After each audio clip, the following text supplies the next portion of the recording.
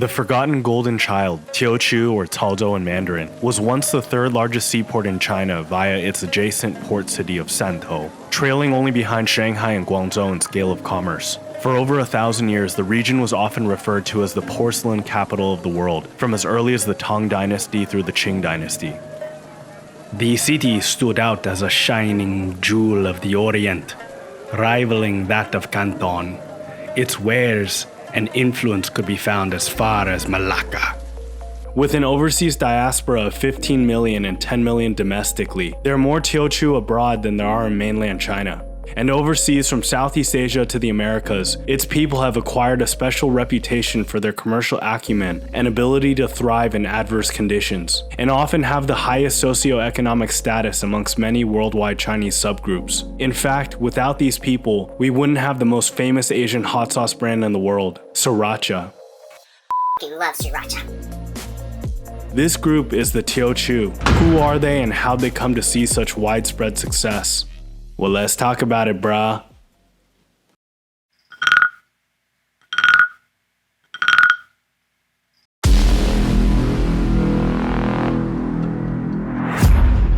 Under the command of Qin Shi Huang, China's first emperor, 500,000 imperial soldiers are dispatched to civilize the barbarians of the southern lands of Baiyue, or 100 Yue, referring to the great number of Yue tribal states of what is now southeast China and northern Vietnam.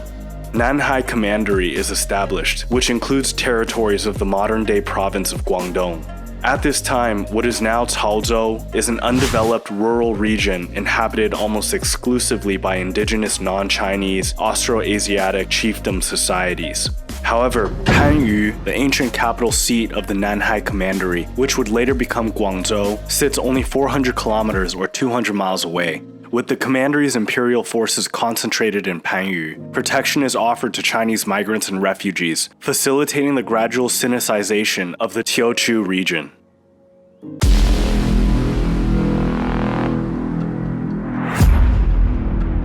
Haiyang is established under the rule of the Eastern Jin dynasty. Now recognized as its own county, a local government is established, which sees the region significantly consolidated under Chinese rule, governed by officials that report directly to the imperial court. Although the general population is still overwhelmingly of Yue descent, there is now formal administration of Chinese laws over the land, accelerating the growth of the Chinese population and the dispersal of Chinese culture and language. Much of the fertile land in Haiyang is consolidated and redistributed to Chinese migrants. The exact origin story of the Teochew people is one shrouded in mystery, but like most Sinitic people of southern China, genetic research shows that the Teochew people are largely descended from North Han Chinese from the Central Plains, mostly from modern-day Henan and Shanxi provinces, and arrived south as refugees, fleeing war and famine, usually in greatest numbers during the transition of power from one dynasty to another.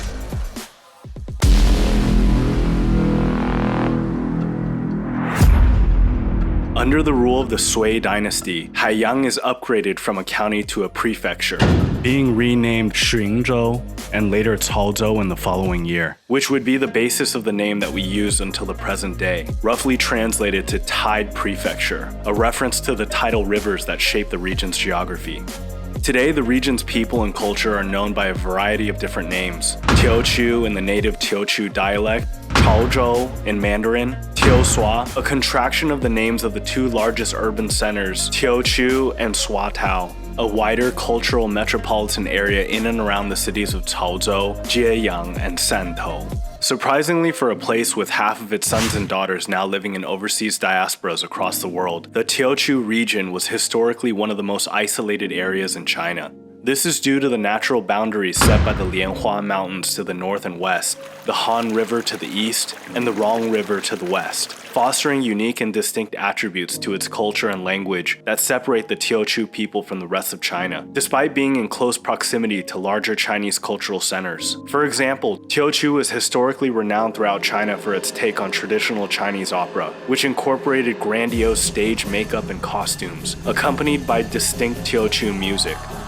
Relative to other Chinese groups, Teochew society awards higher social status to grandparents, who often act as heads of households. Thou shalt respect me, AGP. Respect me.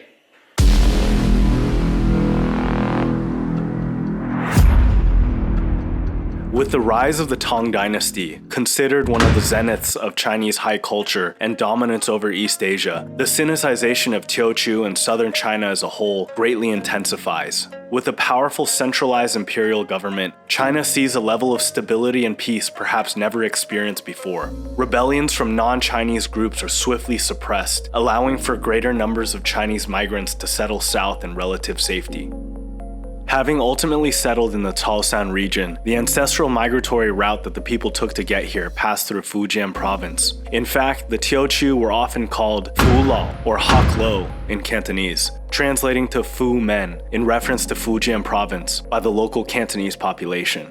This seems rather fitting, considering that the Teochew dialect, despite being spoken most widely in Guangdong, is part of the Mingnan or Hokkien language family, the dominant local language of Fujian province.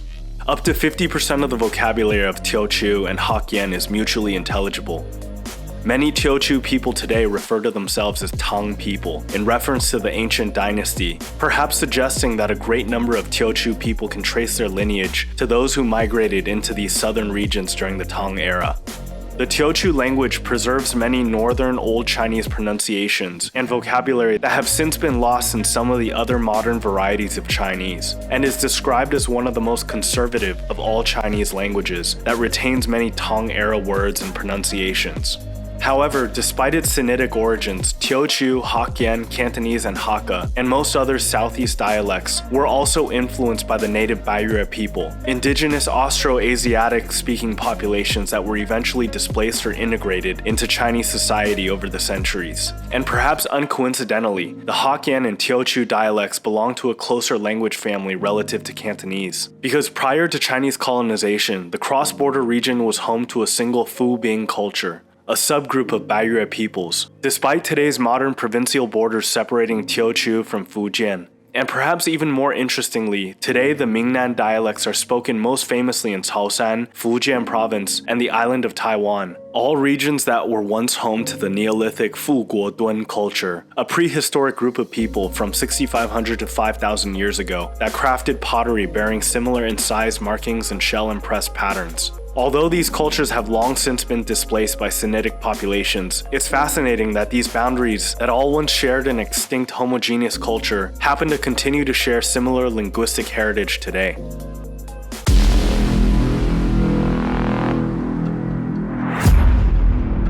China once again reaches one of the zenith points in its history in terms of power, wealth, and stability during the early Ming dynasty. The empire begins diverting an enormous amount of resources towards maritime exploration to expand trade lanes and acquire new tributary states, most exemplified by Zheng He and his treasure voyages, which at its height visited cities throughout Southeast Asia, the Indian subcontinent, the Arabian Peninsula, and even East Africa. With 317 ships and 28,000 crewmen, Zheng's campaigns are regarded as the greatest naval expedition in human history up to that point. With these newly developed trade lanes, Teochew, via the nearby port city of Shantou, becomes increasingly involved in maritime trade, particularly with Southeast Asia. Ships departing from Teochew are mostly stocked with porcelain, silk, and tea, and would return with valuable foreign commodities like spices, wood, and silver. This maritime trade led to the establishment of Teochew merchant communities in various Southeast Asian regions, a trend that laid the groundwork for the significant Teochew diaspora in later centuries. While other regions like Jiangxi province were famous for high-quality porcelain, Teochew became known for producing more affordable and functional wares that were in demand both domestically and abroad. These ceramics, often referred to as Chaozhou ware or Chaozhou ceramics, were known for their durability and elegance. They were especially prized in Southeast Asia.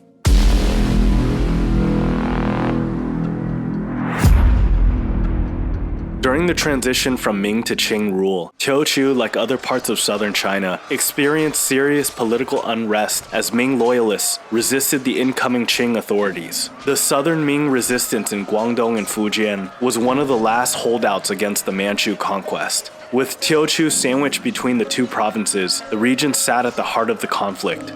This dynastic transitional period decimated the local economy. Millions died from war and famine, and the decline of a centralized Chinese navy led to the rise of coastal piracy, particularly by Japanese pirates, disrupting once lucrative trade lanes.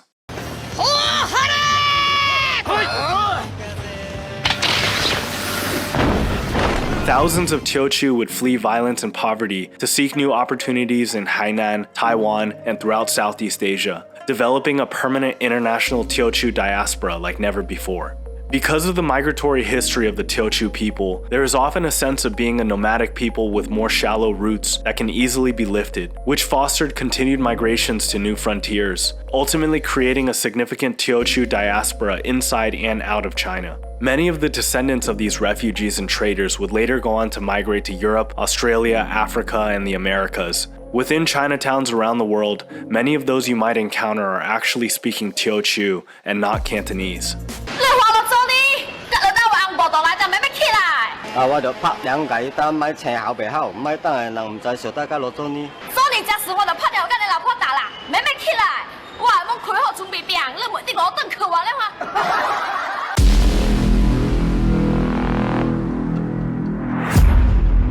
Teochew would grow to once again become an economic hotspot in China during the Qing dynasty through the cultivation of tea, most notably high mountain phoenix tea. This tea gained recognition both within China and overseas, contributing to the region's economy. Shantou, once a small fishing port, had grown to become one of the most important trade seaports in southern China. Teochew begins developing its own unique cuisine with distinct characteristics.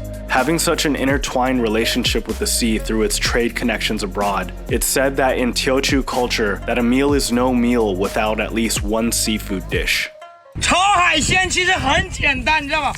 葱姜蒜一炝锅，你别让它崩到你就行了，然后把这些放进去，想吃的这些，你别挑啊。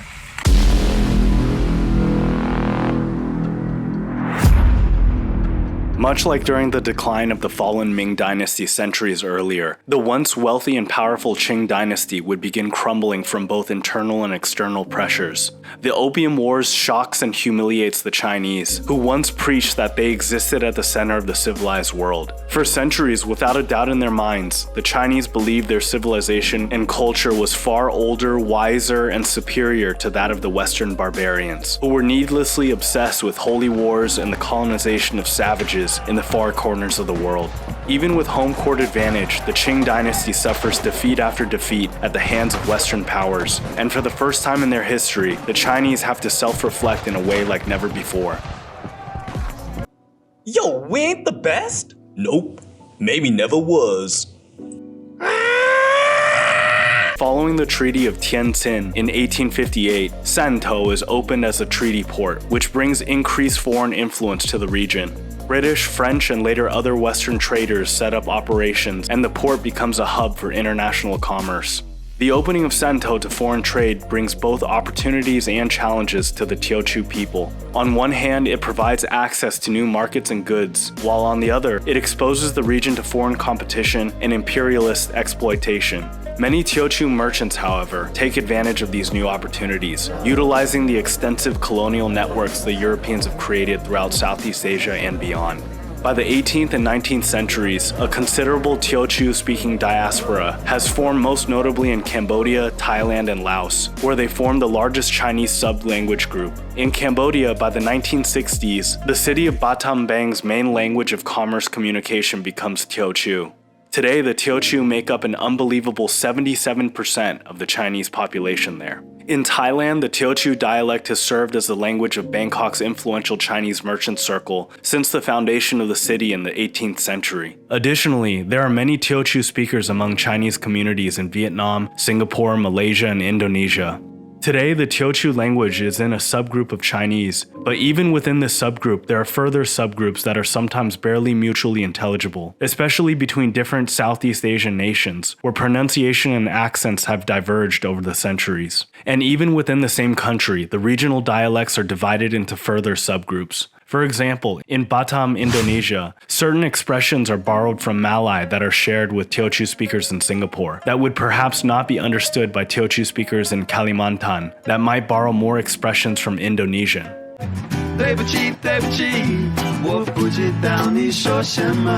The vast majority of Teochew speakers in the West are refugees from Indochina, specifically from Vietnam, Cambodia, Laos, and Thailand. As such, their vocabulary borrows from Vietnamese, Khmer, Lao, Thai, and more recently languages of the West, particularly English.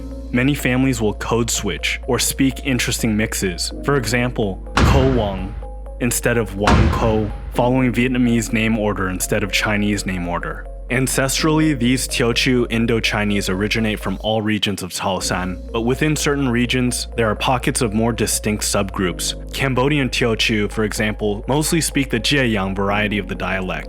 In Singapore, the Philippines, and Malaysia, Teochew is heavily influenced by Hokkien or Fujianhua. In Taiwan, a significant percentage of the population once self-identified as Teochew.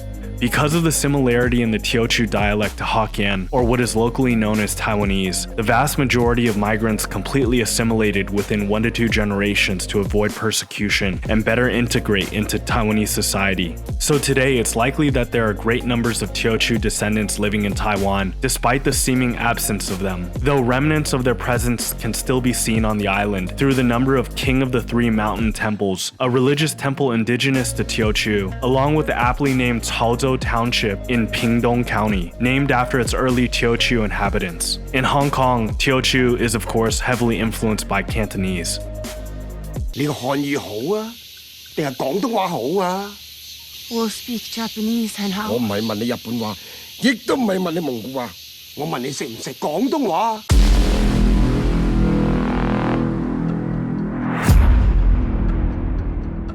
Shantou port had grown from being a satellite of Teochew to the 3rd largest port in China, trailing behind only Shanghai and Guangzhou in scale of commerce. Throughout mainland China, Hong Kong, Taiwan, Singapore, and nearly every nation in Southeast Asia, the Teochew tend to be overrepresented in significant positions of influence in finance and politics. In politics, perhaps most noteworthy, 2 prime ministers of Thailand, of whom I won't try to butcher their names, have been of Teochew descent along with countless other high-ranking officials throughout all of Southeast Asia and beyond. They see the same level of success in the financial sector as well. David Tran, a Teochew Vietnamese refugee, founded Hoi Fong and created Sriracha, the only Asian American hot sauce to successfully break into the Asian market, making him a billionaire in 2020.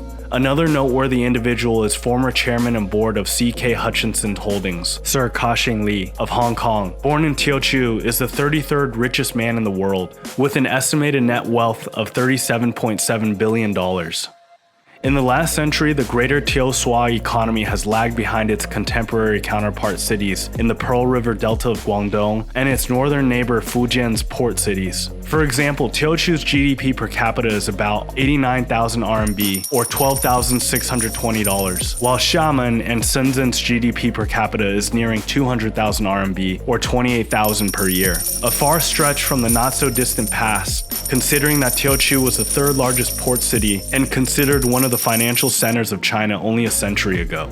A number of challenges have contributed to economic stagnation. The region's economic growth was slowed by the government splitting Chaozhou, previously a single jurisdiction, into 3 independently governed cities, Chaozhou, Jieyang, and Shantou. The port of Shantou never truly developed into one of China's 10 major seaports, lacking the infrastructure to handle major container volume. Today, few of the major steamship lines have any direct mothership callings to Shantou, only sending smaller feeder vessels to load small volumes.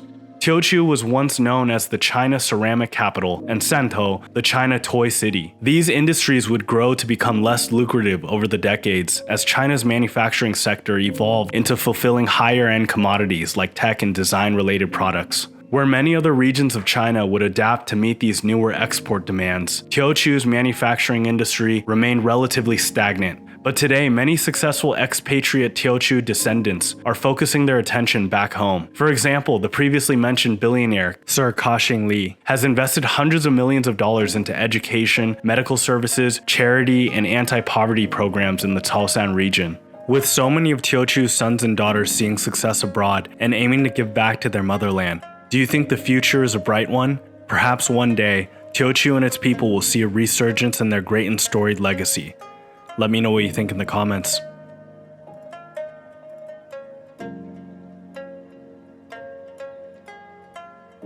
If you enjoyed this video, please consider liking and subscribing. It makes a huge difference in allowing me to create more content like this.